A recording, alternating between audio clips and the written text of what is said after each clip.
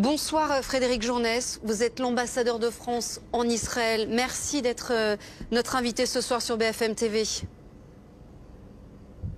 Merci Alice Darfeuille. Première question, on entendait l'un de nos envoyés spéciaux, Maxime Brandstetter, dire qu'il avait pu échanger avec les habitants d'Ashkelon qui lui disaient qu'il sentait bien ce soir qu'il se passait quelque chose. Que se passe-t-il exactement ce soir précisément, monsieur l'ambassadeur? À quoi sommes-nous en train d'assister? Est-ce le déclenchement concret de la grande offensive annoncée par le gouvernement israélien au lendemain du 7 octobre?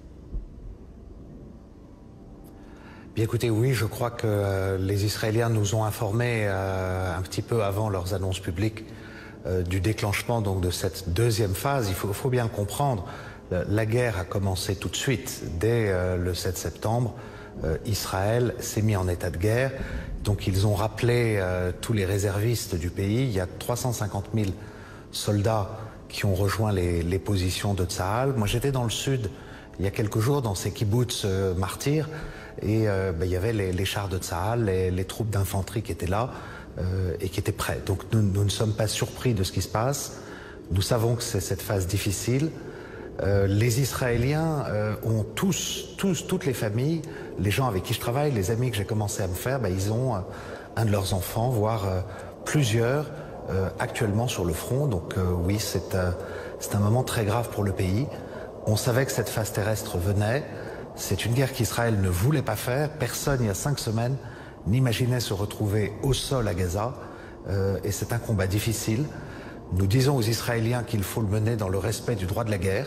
Le droit humanitaire est très important. Les pertes civiles sont un sujet fondamental. Ils le savent, ils le comprennent. Ils sont en même temps dans leur légitime défense après cette attaque invraisemblable qu'ils ont subie le 7 octobre, une attaque barbare. Et les Israéliens, le peuple d'Israël, attendent son armée, attendent son gouvernement de pouvoir à nouveau dormir sans les roquettes. Je dois reconnaître que ce que nous avons vécu depuis 3 semaines, c'est difficile de se le représenter. Moi, je suis allé déjà 23 fois dans ces abris, parfois des abris de fortune. On court en laissant les voitures sur la route pour aller dans un abri, dans un immeuble ou chez nous. C'est une habitude que l'on ne veut pas garder. Ce que vous nous dites, monsieur l'ambassadeur, c'est que donc les canaux de communication se sont activés ces dernières heures, que vous avez reçu des informations. Et pardon, mais j'insiste sur les mots, puisque les mots ont un sens. Vous nous dites donc ce soir que ça y est, cette grande offensive terrestre est enclenchée. Pour vous dire les mots exacts qu'a utilisé Tsahal, ils ont dit qu'ils étaient entrés dans la deuxième phase de leurs opérations. Je ne sais pas comment ils sont organisés, mais c'est effectivement une phase où nous avons maintenant des combats au sol qui sont engagés. Il y avait eu des incursions de blindés ces derniers jours, mais là c'est apparemment quelque chose effectivement de plus important et que nous attendions objectivement. On le savait que cette phase au sol aurait lieu. Ça veut dire donc qu'il va y avoir plusieurs phases et qu'il faut qu'on s'attende à ce que cette réponse de l'armée israélienne monte encore en grade? Ça, je ne saurais pas vous le dire. En tout cas, ce qui est important, vous savez, aujourd'hui, et que nous disons aux Israéliens, les canaux ont toujours été ouverts, c'est que pour que leur victoire soit forte, il faut qu'elle soit juste. Donc, on apporte une attention absolument constante à la question du respect du droit de la guerre, ce qu'on appelle le droit international humanitaire, à l'accès humanitaire vers les populations civiles de Gaza qui souffrent et qui vont souffrir de manière extrêmement grave dans les semaines qui viennent. Donc c'est tout notre effort en ce moment de dire aux Israéliens qu'on aura aussi besoin d'avoir des pauses. On le leur a demandé pendant la visite d'Emmanuel Macron. On réinsiste dessus aujourd'hui pour permettre à l'aide. Donc vous le savez, la France prépare un avion avec une 50aine de tonnes d'aide médicale.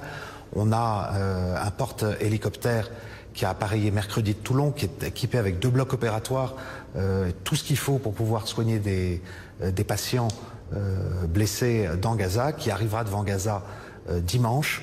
Voilà, c'est conduire la guerre, mais conduire la guerre dans le respect du droit, dans l'attention aux civils. La légitime défense doit se faire aussi dans le respect des civils, et c'est ce que nous disons aux Israéliens. Monsieur l'ambassadeur, le Hamas a multiplié les déclarations évidemment ce soir, juste avant le déclenchement d'intenses bombardements qui ont donc été menés dans le nord de Gaza par l'armée israélienne. Le Hamas conditionnait la libération des otages à l'obtention d'un cessez-le-feu. Est-ce que Israël a fait son choix ce soir? Comment intervenir, comme Israël est en train de le faire en ce moment, sans mettre en danger davantage les plus de 200 otages qui sont toujours aux mains du Hamas? Alors, ce que je peux vous dire, c'est que cette question des otages, elle est également au centre des discussions que nous avons avec Israël, que tous les pays ont avec Israël. Nous avons 9 disparus. Alors, tous ne sont pas otages. Il y en a certains où nous ne savons pas où ils sont. Nous avons, pour l'une d'entre elles, une preuve de vie. Pour d'autres, nous avons des preuves qu'ils ont bien été enlevés à Gaza. Moi, ce que je fais, c'est mon travail avec mon équipe, c'est qu'on parle à ces familles, vous savez, tous les 2 jours. Moi, je suis allé les voir à 3 reprises. Le président les a vus, Catherine Colonna les a vus. On établit ce lien de confiance avec eux pour qu'ils sachent qu'on travaille. Et quand on aura des preuves de vie, quand on en a, on les partage avec eux. Par contre, on leur dit pas toujours comment on travaille. Alors, on a bien entendu ce que dit le Hamas et on sait que ces otages sont effectivement un morceau d'un chantage dans la guerre qui se déroule. Oui, il y a des moments où il sera nécessaire d'avoir des pauses. Emmanuel Macron l'a dit à Benjamin Netanyahou, et la question des otages est une des questions pour lesquelles ça compte. Parce qu'on fait un travail diplomatique et politique. Le président a parlé avec l'émir du Qatar, on parle avec les Israéliens pour avoir des éléments précis, avec l'Égypte qui connaît des choses également de cet environnement, et puis il y a le travail mené par les services secrets, dont c'est le métier.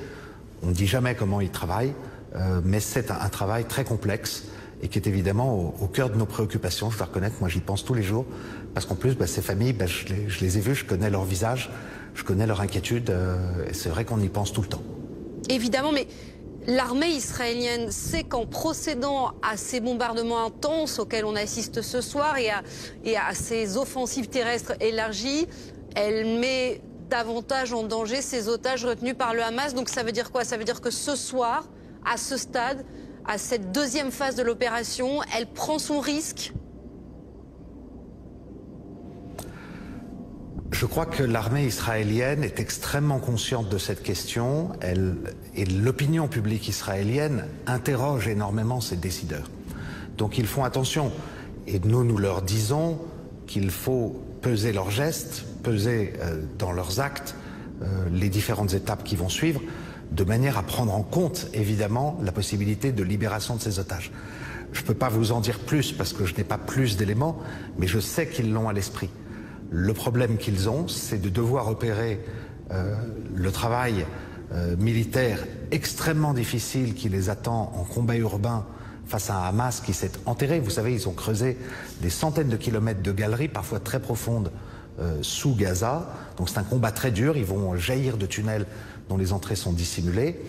En tenant compte de la question des otages, en tenant compte du besoin du peuple israélien de retrouver la paix et une vie normale, et en ne laissant pas les terroristes du Hamas continuer à avoir la capacité de nuisance dont ils ont fait la démonstration. Vous savez, on se sent tous, et on l'a exprimé politiquement, très solidaires de ce que le peuple israélien a subi le 7 octobre. Moi, je suis descendu dans le sud, puis j'ai eu des voisins, des gens qui m'ont raconté les histoires qu'ils ont vécues. Il s'est produit des actes de barbarie. On ne peut pas laisser le Hamas tranquille. Il faut lutter contre ce terrorisme barbare qui a mis en scène des actes de cruauté invraisemblables, et c'est notre responsabilité. C'est pour ça qu'on parle de droit humanitaire, on parle de la perspective politique, mais on parle aussi de sécurité à Israël. On va parler évidemment de la situation humanitaire et des déclarations du président de la République aujourd'hui, d'Emmanuel Macron. Mais un mot sur ce chiffre qu'il a donné aussi le président français. Il a parlé d'au moins 170 ressortissants français encore dans la bande de Gaza actuellement, qui seraient bloqués dans la bande de Gaza. Est-ce que vous avez des nouvelles de leur part? Est-ce que des communications ont été établies avec eux? Qu'est-ce que vous pouvez nous dire de ce soir? Oui, bien sûr. C'est effectivement le chiffre, hein, c'est 170 personnes. Ce sont mes collègues du consulat général de Jérusalem qui sont constamment en contact avec eux. Leur situation est parfois très difficile. Il y en avait qui étaient employés dans des agences des Nations Unies, d'autres qui vivaient ou qui étaient de passage. On essaye de les conseiller, on essaye de les aider pour les faire sortir. C'est très compliqué. C'est également une des raisons pour lesquelles une pause, comme Emmanuel Macron l'a dit à Benjamin Netanyahou, puis d'autres pauses derrière sont nécessaires dans ce conflit. Pouvoir faire sortir les ressortissants étrangers dont les nôtres, faciliter la libération des otages pour lequel, on vous l'a dit, on parle avec certains pays qui, eux, ont des liens. On a eu des contacts avec le Qatar. Mais alors, précisément, Frédéric Journest, monsieur l'ambassadeur, précisément, oui. Comment les propos du président de la République, comment les propos d'Emmanuel Macron ont-ils été reçus sur place en Israël, alors que ce soir, Israël qualifie d'infamie la résolution de l'Assemblée générale de l'ONU qui demande une trêve humanitaire, mais sans mentionner le Hamas? Alors, deux choses sur ce qu'a dit le président Macron. Emmanuel Macron est arrivé en parlant aux Israéliens sur 3 chapitres en parallèle. Un chapitre de sécurité pour leur dire le Hamas est une organisation terroriste. Nous avons eu l'expérience face à Daesh d'une lutte contre ce genre d'organisation et nous avons su le faire dans le respect du droit de la guerre et du droit humanitaire. Donc nous devons travailler ensemble pour contrer cette menace, mais le faire dans le respect du droit, on sait le faire. Donc on vous prend au sérieux. À côté de ça, parler de droit humanitaire et accès humanitaire, et puis parler de perspectives politiques. Et j'ai trouvé, par rapport à il y a 10 jours où ils étaient juste poussés par la rage et la colère, qu'on avait en face de nous des interlocuteurs israéliens qui réfléchissent, qui savent que ce combat au sol va être très difficile, qui savent que la réputation d'Israël est aussi en jeu sur cette question des civils, donc ils nous entendent. La résolution qu'il y a eu, je vous dirais, il y avait une résolution au Conseil de sécurité qui était poussée par le Brésil, qui était sans doute un meilleur texte. C'est dommage qu'elle ne soit pas passée. Nous avions voté pour. Il y a eu ce texte aujourd'hui. Il y avait un amendement qui était proposé par le Canada pour avoir une mention plus explicite, plus directe du Hamas. L'idée d'avoir une trêve, nous avions plutôt utilisé le terme d'une pause. Elle fait partie de la logique d'un combat. Quand vous menez une guerre de légitime défense dans le respect du droit, il y a des moments où vous faites des pauses et des interruptions du feu pour permettre, une fois encore, l'arrivée de l'aide. Je vous ai dit, cette aide française du bâtiment amphibie Tonnerre qui va arriver dimanche. Toute l'aide humanitaire alimentaire, elle doit continuer pour protéger au maximum les civils. C'est comme ça qu'Israël mènera une guerre juste et qu'il aura une victoire d'autant plus forte. Sauf que pour l'instant, et du moins ce soir, ce que l'on constate, c'est que cette trêve, cette pause, quel que soit le mot, n'est pas du tout d'actualité. Je crois qu'il faut qu'on travaille sur des objectifs réalistes et qu'en même temps, on affirme des principes. Donc on doit constamment dire que des pauses, des trêves sont nécessaires et qu'évidemment l'objectif est à la fin d'arriver à un arrêt des combats. Mais nous, dans ce que nous disons en même temps, y compris dans nos explications de vote aux Nations Unies, c'est n'oublions pas le droit d'Israël à se défendre, la légitime défense, car Israël est en légitime défense, et notre solidarité avec le peuple israélien face au terrorisme. Donc c'est compliqué. Vous savez, cette guerre ne va pas durer 3 jours. C'est une phase très très difficile pour Israël. C'est une catastrophe pour le peuple palestinien que le Hamas entraîne dans cette boucherie dont personne ne voulait. Une fois encore, personne n'imaginait la guerre à Gaza il y a 5 semaines. C'est le Hamas qui, par les attentats terroristes monstrueux du 7 octobre, nous a amenés là. Et précisément sur la suite, à très court terme, vous nous avez confirmé ce soir que vous aviez eu l'information que la réponse de l'armée israélienne entrait dans sa deuxième phase. Ce sont donc les mots, les termes qui ont été employés. Est-ce que vous êtes en mesure de nous dire combien de temps cette phase est censée durer? Est-ce que ça va durer une nuit? Est-ce que ça va durer plusieurs jours? Est-ce qu'on parle de plusieurs semaines? Est-ce que vous pouvez nous donner quelques indications sur la suite? Je n'en ai pas. On n'a pas ce genre de partage. Il faut juste se représenter que les attaques qui sont en cours en ce moment, donc au sol, concernent la zone nord de la bande de Gaza. Vous êtes dans un site urbain qui est dense. Ça ne va pas se faire en une seule nuit. Ce qu'il y a de très important, je le répète, c'est que nous restions en permanence en dialogue avec Israël pour aider Israël à réfléchir dans ses choix de défense. Oui, il est en légitime défense, et oui, c'est un pays libre, c'est un pays démocratique, il doit respecter le droit, il doit penser aux populations civiles, c'est aussi comme ça qu'il gagnera. Maintenant, vous dire si ça va durer 3 jours, 3 semaines, honnêtement, ou plus, honnêtement, à ce stade, il est trop tôt pour vous le dire. Monsieur l'ambassadeur, Laurent Saïm veut vous poser une question. Monsieur l'ambassadeur, Marc Regev, qui est un des conseillers les plus proches de Benjamin Netanyahou, commence à dire à la presse américaine plusieurs choses. Et je voulais avoir votre réaction sur ce qu'il vient de déclarer à nos confrères à la fois de Fox News et de l'agence Reuters. Je rappelle aux téléspectateurs, Alice, que Marc Regev, c'est un stratège extrêmement fin qui travaille avec Benjamin Netanyahou, le Premier ministre, et qui était en charge en 2014 de l'opération israélienne à Gaza et de l'offensive terrestre qui s'était passée en 2014 à Gaza. Monsieur l'ambassadeur, Marc Regev vient de dire donc quand ce sera terminé, Gaza sera très différent. Quelle est votre réaction et qu'est-ce que ça veut dire Gaza sera très différent? Je crois qu'il y a eu une erreur fondamentale dans la gestion de Gaza qui a été de laisser le Hamas tenir en otage et dans l'intimidation ces gens, tout en exerçant ce blocus, qui était une très mauvaise idée. Vous savez, un blocus, d'abord, c'est contraire au droit humanitaire. Vous ne pouvez pas priver les gens de leur accès à une vie normale. Mais ces gens étaient prisonniers. Moi, j'ai sympathisé, j'habite dans le quartier de Jaffa, c'est un quartier mixte, il y a un mélange de population juive, de population arabe israélienne. Un de nos voisins commerçants, il est gazaoui dans sa famille et il me dit, sa sœur est sur place, elle lui dit mais on est pris en otage par ces gens, ils sont terrifiés par tout ça, donc on doit avoir à cœur la vérité que les civils de Gaza aujourd'hui sont bloqués, sont piégés dans la guerre que leur impose le Hamas et qu'il faut que Gaza derrière puisse trouver une gouvernance normale. Et ça, c'est quelque chose auquel il faudra travailler. Monsieur l'ambassadeur, ce qui est important, c'est qu'on réfléchisse à l'avenir. Monsieur l'ambassadeur, permettez-moi simplement, pensez-vous réoccuper Gaza?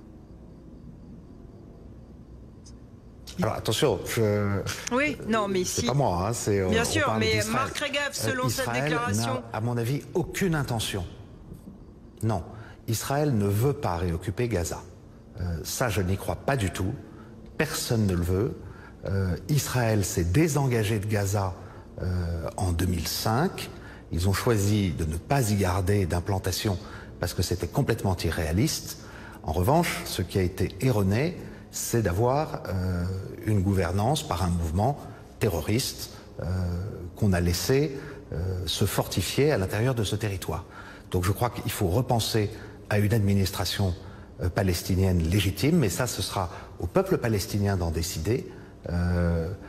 La Palestine a des aspirations légitimes, il ne faut pas l'oublier, donc elle doit pouvoir choisir par elle-même, et on y viendra. Ce que je trouve important dans ce que vous signalez de ce message de Marc Regev, c'est qu'Israël soit capable aussi de se projeter vers l'après, qu'on ne soit pas dans ce mur de l'instant et de la rage.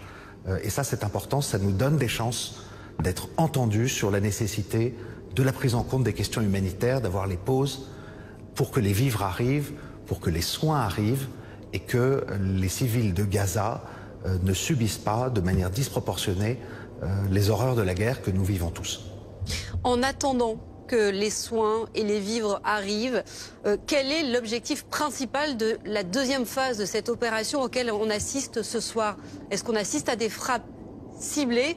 Et si oui, sur quel site? Avez-vous des informations à ce sujet? Je ne saurais pas vous le dire. Je ne suis pas un expert militaire. Je suis dans mon rôle de diplomate. Et les Israéliens n'ont pas explicité leur but de guerre. Ils ont dit dans leur communiqué qu'ils les avaient. Ils les ont déterminés. Donc ça, c'est important. C'est que une armée doit savoir qu'est-ce qu'elle va faire quand elle s'engage sur un terrain. Nous le comprendrons à mesure que le combat avance. Ce qui me paraît très important, c'est d'être dans des choses réalistes. Le sujet, c'est que le Hamas soit hors d'état de nuire, ne soit plus en état de tirer des roquettes comme il le fait de manière incessante sur tout Israël depuis maintenant 3 semaines. Enfin, j'ai l'impression que ça a duré des mois, hein, parce que c'est une vie très intense. Il faut se représenter, votre reportage le montrait tout à l'heure, ce que c'est que d'aller courir dans ces abris en permanence, d'entendre ces détonations tous les soirs. Mais je veux dire aussi que même à Tel Aviv, on est à 80 km, mais quand le vent porte le son, on entend ces grondements de l'artillerie. Et je pense aussi, je n'y suis pas indifférent, aux civils de Gaza qui sont sous ce feu en ce moment. Une question d'Ulysse Gosset, monsieur l'ambassadeur. Oui, bonsoir monsieur l'ambassadeur. Sur la place de la France, on a vu que le président de la République cherchait une position d'équilibre en apportant le soutien de la France à Israël, mais en demandant une solution notamment de 2 États. Est-ce que cette position est audible aujourd'hui en Israël? Est-ce que la France peut se faire entendre ou est-ce que c'est un peu vain compte tenu de ce qui se passe, notamment à Gaza avec ces raids, ces interventions massives? Est-ce que la France est audible aujourd'hui? Ben écoutez, Ulysse Gosset, je pense que oui. Oui, ils nous ont entendus. Vous savez, quand vous parlez à des amis, vous ne leur dites pas uniquement les choses qui les arrangent. Il faut aussi dire des choses qui sont vraies.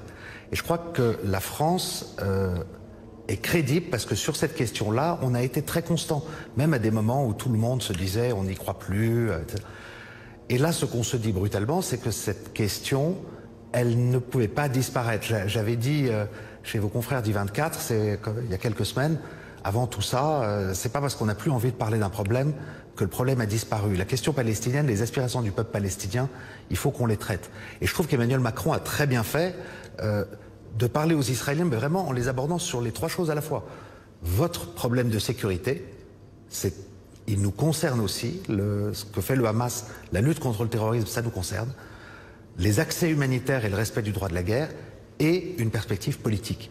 On doit être sur différents temps, et en faisant ça, on les aide à réfléchir, on les aide à sortir de l'instant. Donc ils nous ont écoutés. Ensuite, tout n'est pas possible. Tout de suite, il faut aussi que les responsables palestiniens, l'autorité palestinienne, se réengagent dans quelque chose et qu'on se rende bien compte lucidement que ce qui vient d'arriver est aussi une catastrophe pour les Palestiniens. C'est vraiment très très grave pour eux. C'est pas du tout un atout.